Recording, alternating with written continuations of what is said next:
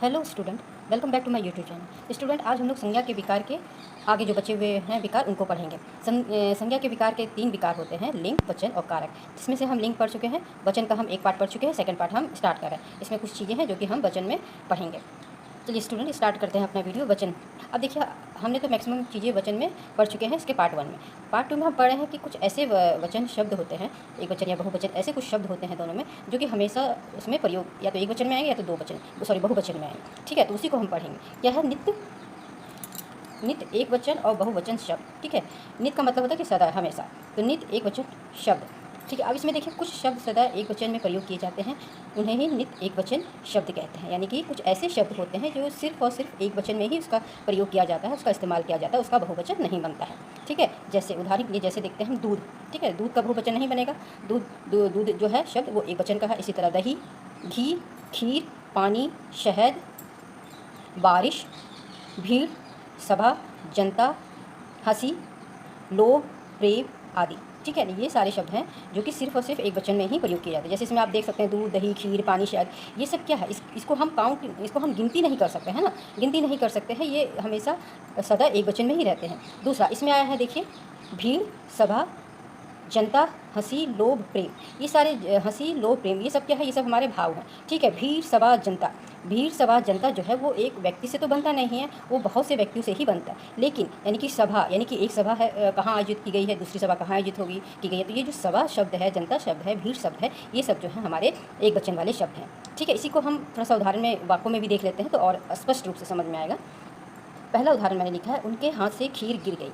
अब यहाँ है, खीर क्या है? जो कटोरी में होगा, है ना। कोई एक ऐसा सिंगल या कोई ऐसा चीज़ तो नहीं होगा कि ऐसे ही चलो गिर गया हम उसको उठा लें। खीर जो है वो किसी कटोरी में होगा या पात्र में होगा जो कि पूरा का पूरा गिर गया। खीर को जो हम काउंट नहीं कर सकते, वो हमेशा सदा एक ही वचन में ही आएगा ये। ठीक है, दूसरा है, भीड़ बेकाबू होती जा रही है। अब देखिए, भीड़ बेकाबू, उसमें भीड़ तो है, भीड़ में एक तरह से देखा जाए तो उसकी संख्या बहुत होगी, उसकी अनगिनत संख्या होगी। लेकिन एक भीड़ जो है, एक शब्द जो भीड़ हमने शब्द किया है, उसको एक वचन में ही प्रयोग किया है, क्योंकि भीड़ बेकाबू हो। जैसे बोलते हैं ना, कभी हम ये भी सुनने में आता है, देखने में आता है कि उस स्थान की जो भीड़ है, जनता है, वो बेकाबू हो गई है ना। तो ये सारे शब्द जो हैं उसको एक वचन में ही प्रयोग किए जाते हैं। आगे बढ़ते हैं। लोगों से हंसी नहीं रोकी गई। अब यहाँ पे देखिए, हंसी शब्द, जैसे मैंने बोला था कि हंसी शब्द जो है, हंसी हो गया, प्रेम हो गया, लोभ, क्रोध, ये सारे शब्द क्या हैं? ये हमारे भाव हैं। ठीक है, तो ये है कि लोगों से हंसी नहीं रुकी है, यानी कि कुछ जो लोग हैं किसी बात पे या कोई जोक पे या किसी ऐसी बातों पे वो सब हंस रहे हैं, है ना। तो हंसी शब्द जो है वो क्या हो गया? हमारा एक वचन में आ गया, यानी कि वो नित्य एक वचन में आ गया। वो सदैव हमेशा ही वो हंसी शब्द जो है वो एक वचन में ही प्रयोग किए जाएंगे। स्पष्ट हो गया होगा, जैसे कि भाव वगैरह हो गया। ठीक है, अब यहाँ पे एक पॉइंट और समझ लेते हैं। अधिकतर नित्य एक वचन शब्दों के जो शब्द होते हैं वो द्रव्यवाचक या फिर भाववाचक संज्ञा में ही प्रयोग किए जाते हैं, क्योंकि अभी हमने जितने भी उदाहरण देखा वो द्रव्यवाचक है। जैसे दूध, दही, खीर, पानी, शहद, ये सब क्या है? द्रव ही है एक तरह से, है ना। उसके बाद भाववाचक संज्ञा, जैसे प्रेम, लोभ, क्रोध, ये सब क्या है? ये सब हमारे भाव ही हैं। तो ये सारे जितने भी द्रव्यवाचक संज्ञाएँ होती हैं या फिर भाववाचक संज्ञाएँ होती हैं, वो हमेशा एक वचन में ही प्रयोग किए जाते हैं। ठीक है, आगे बढ़ते हैं। नित्य बहुवचन, इसको भी हम समझ लेते हैं, परिभाषा वगैरह। सदा बहुवचन में प्रयोग किए जाने वाले शब्दों को नित्य बहुवचन शब्द कहते हैं। ठीक है, यानी कि जो हमेशा कुछ ऐसे शब्द होते हैं जो हमेशा बहुवचन में ही प्रयोग किए जाते हैं, उसका एक वचन नहीं होता या नहीं बनता है। जैसे कि आंसू, ठीक है, दर्शन, प्राण, हस्ताक्षर, बाल आदि शब्द जो हैं, ये सारे शब्द हमेशा बहुवचन में ही प्रयोग किए जाते हैं। अब इसको हम लोग वाक्य में भी समझ लेते हैं। पहला वाक्य है, तुम्हें अपने बाल कटवा लेने चाहिए। अब यहाँ देखिए, अपने बाल, ठीक है ना, यानी कि तुम्हारे सर पे जो बाल है उसको आप कटवा लेना चाहिए, यानी कि जो बाल शब्द है वो बहुवचन का शब्द है। मैं आपके दर्शन करने आया था। दर्शन करने, ठीक है, ये बहुवचन है, यानी किसी का दर्शन करने आया है। ठीक है, बिना पढ़े किसी कागज़ पर अपने हस्ताक्षर नहीं करना चाहिए। अब यहाँ पे देखिए, अपने हस्ताक्षर, यानी कि ये जो हस्ताक्षर शब्द जो है वो हमेशा बहुवचन में आते हैं। ठीक है, यानी कि यहाँ पे तो बोला गया कि आप अपने हस्ताक्षर जो है सबका अपना अलग अलग होता है, लेकिन ये जो शब्द है आपका, ये शब्द आता है बहुवचन के। ठीक है, अब आगे हम लोग बढ़ते हैं स्टूडेंट।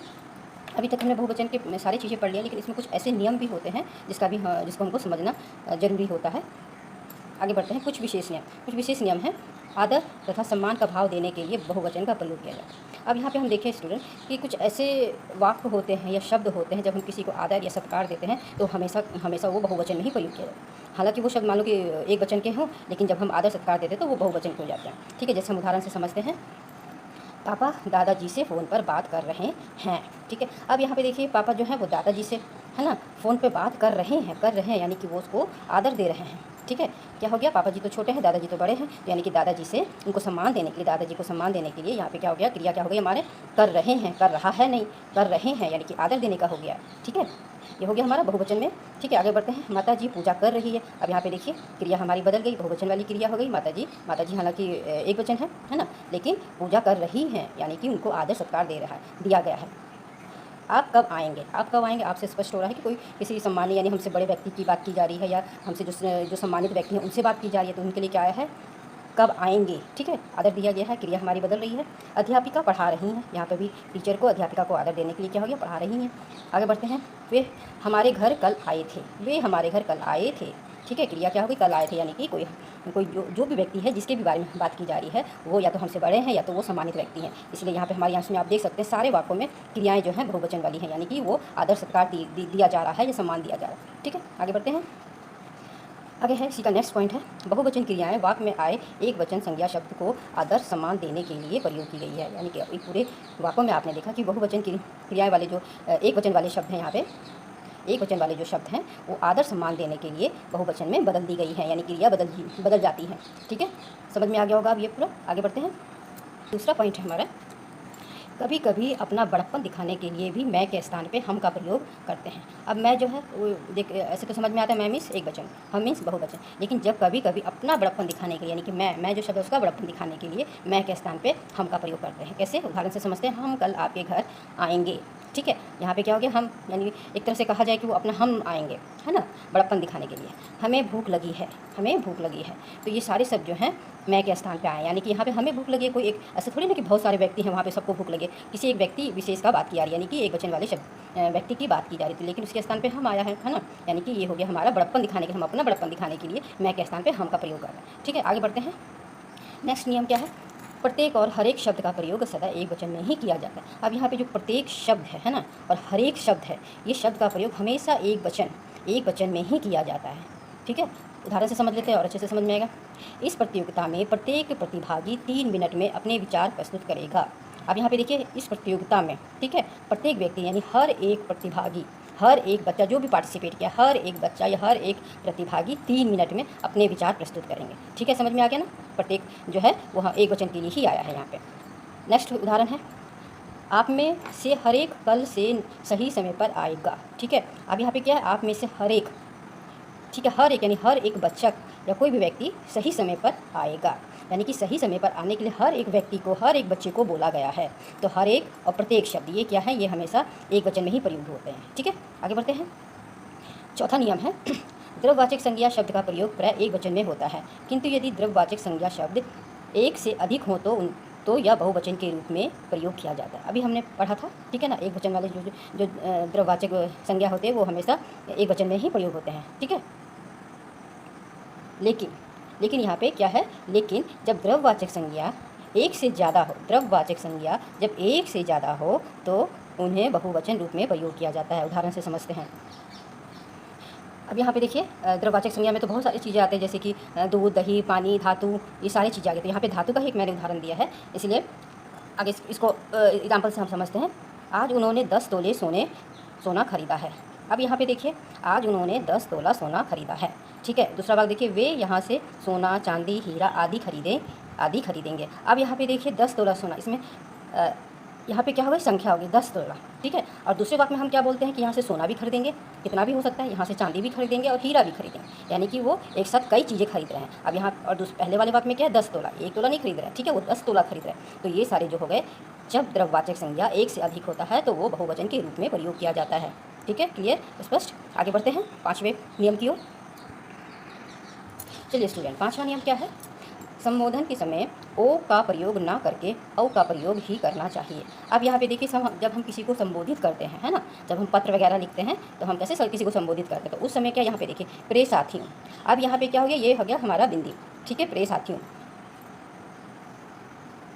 दूसरा है सम्मानित सदस्यों आदि। अब यहाँ पे देखिए, पहले हमने यहाँ पे क्या है, और ये बिंदी है, इसके स्थान पे ओ का प्रयोग किया गया है। अब यहाँ पे देखिए, यहाँ पे कोई बिंदी नहीं है। ठीक है, सम्मानित सदस्यों, ये देखिए साथियों। ठीक है, तो यानी कि यहाँ पे क्या हो गया, जब हम किसी को संबोधित करते हैं, संबोधन करते हैं, तो ओ के स्थान पे ओ का प्रयोग करते हैं। ठीक है, आगे बढ़ते हैं।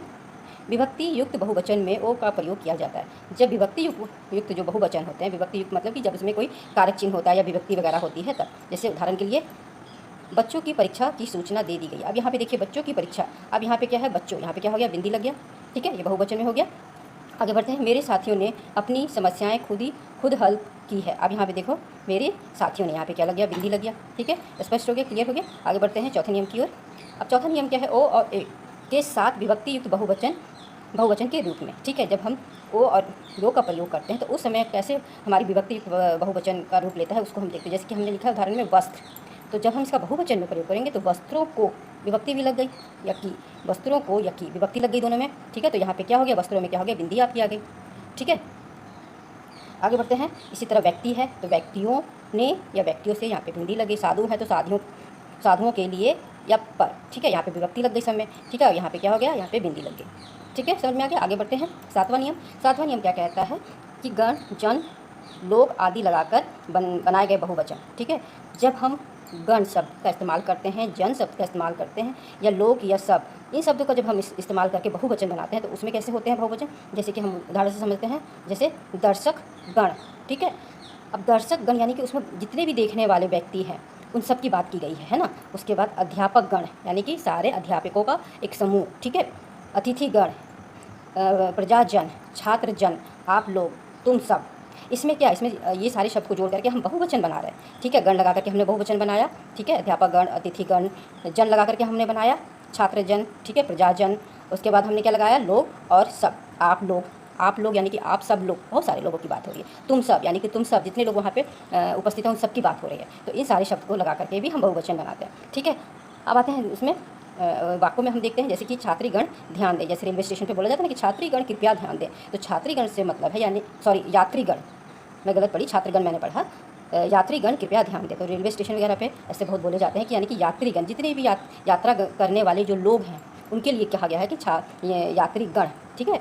उसके बाद देखें, आप लोग कहाँ जा रहे हैं। अब यहाँ पे देखिए, आप लोग कहाँ जा रहे हैं, यानी कि आप लोगों से अर्थ हो रहा है कि उसमें एक व्यक्ति ना हो करके उसमें बहुत सारे व्यक्ति हैं, 2 से ज़्यादा, 3 से ज़्यादा, तो उन लोगों की बात की जाए, यानी कि आप लोग कहाँ जा रहे हैं। तो ये 7 नियम हैं, वचन के ये 7 नियम हैं जिसको कि हमको ध्यान में रखना होता है जब हम एक वचन और बहुवचन को परिवर्तित करते हैं, या जब हम वाक्यों को परिवर्तित करते हैं, ठीक है। इस तरह हमारा वचन का दोनों पार्ट कंप्लीट हो गया है, यानी कि कारक, संज्ञा के विकार के जो तीनों विकार थे, लिंग, वचन और कारक, ये तीनों हमारा कंप्लीट हो गया है। इस वीडियो में मैं कारक को नहीं पढ़ा रही हूँ क्योंकि मैंने कारक पे एक पूरा वीडियो बनाया हुआ है, तो आप उसमें से देख सकते हैं या पढ़ सकते हैं, ठीक है। तो ये हमारा आज टॉपिक खत्म हो गया है, संज्ञा के विकार।